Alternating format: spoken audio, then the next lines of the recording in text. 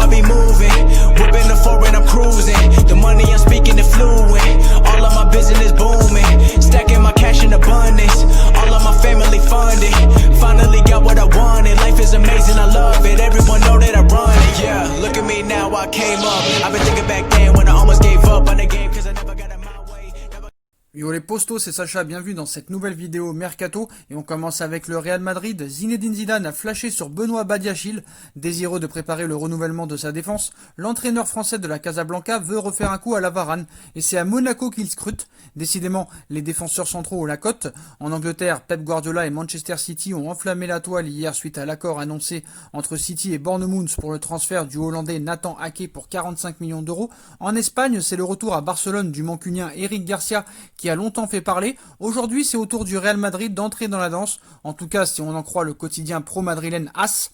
Content de sa défense, Zizou n'oublie pas qu'il doit malgré tout anticiper l'avenir et préparer le futur visage de la Casablanca, notamment dans l'axe, leader incontesté et incontestable, Sergio Ramos a 34 ans, encore performant, le capitaine merengue est encore loin d'avoir accroché les crampons, mais il ne sera pas éternel. L'idée de Zizou est donc de refaire un coup à la Varane pour préparer au mieux sa succession, Jesus Valero ayant été poussé vers la sortie. Pour rappel, Madrid était allé chercher Raphaël Varane à Lens en 2011, alors que ce dernier n'avait que 18 ans. 9 ans plus tard, le pari est plus que gagnant. Et pour incarner le rôle du nouveau Varane, AS annonce que le joueur de l'AS Monaco Benoît Badiachil est la nouvelle cible de Zizou. Il rejoint ainsi Gabriel de Lille, Mohamed Salissou du Valladolid et Dayo Mpekano du Red Bull Leipzig dans la liste des centraux appréciés par le champion du monde 98. Âgé de 19 ans et lié au club princier jusqu'en 2024, le natif de Limoges est considéré comme l'un des plus grands espoirs de l'ASM. Lancé dans le grand bain de la Liga la saison dernière, Badiachil a disputé 16 rencontres de championnat cette année, tous comme titulaires. Déjà annoncé dans le viseur du Stade Rennais qui a fait une offre de 15 millions d'euros et de l'Olympique Lyonnais, le Monégasque est l'une des plus grosses valeurs marchandes de l'ASM.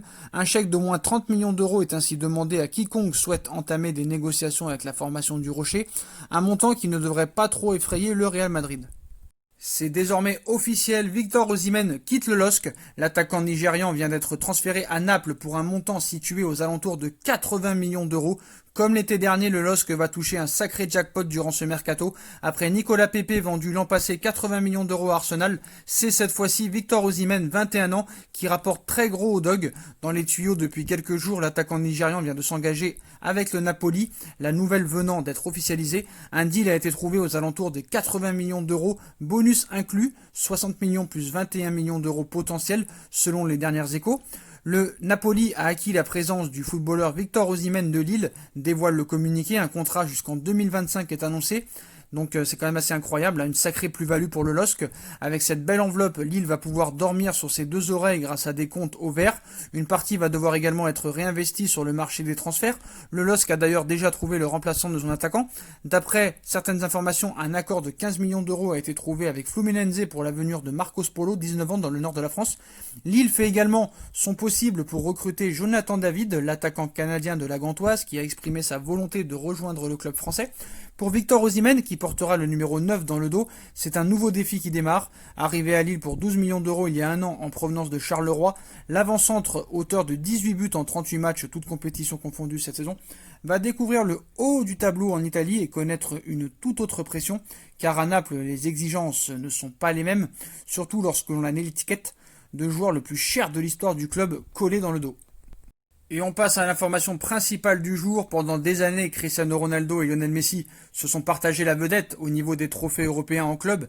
Mais si l'Argentin n'a jamais été titillé par un départ de son club de toujours, CR7 a souvent fait l'objet de rumeurs plus ou moins folles de transfert. Son avenir est bien calé à la Juve pour au moins un an.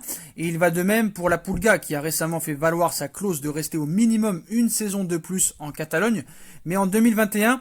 le numéro 10 du Barça est pour le moment libre, et cela laisse une fenêtre de tir dont l'Inter de Milan entend bien profiter. Récemment, le père de Léo Messi a joué avec la rumeur en voyant son fils en Lombardie, mais l'Inter de Milan avait lui-même mis fin au bruit. Pour 2021, la donne est différente et le club italien entend bien tenter sa chance, dévoile la Gazzetta dello Sport.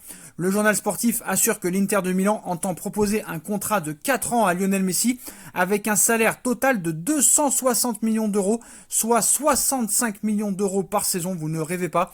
Un chiffre bien évidemment ahurissant, mais qui met au moins l'Argentin devant le fait accompli s'il se confirme. L'Inter lui offrirait ainsi les conditions salariales de rêve pour terminer sa carrière au sein d'un club qui ambitionne de frapper un énorme coup avec Léo Messi. Pour le moment, même la Gazzetta évoque une utopie, plus qu'une ambition de la part des dirigeants lombards, mais il faudra savoir comment évoluent les choses dans un an, alors que Messi n'a pas caché que, outre les résultats sportifs en baisse et les parcours décevants en Ligue des Champions ces dernières années, il avait été déçu par l'attitude et le manque de soutien des dirigeants catalans ces derniers temps, sans compter l'épisode Neymar qu'il garde toujours en travers de la gorge.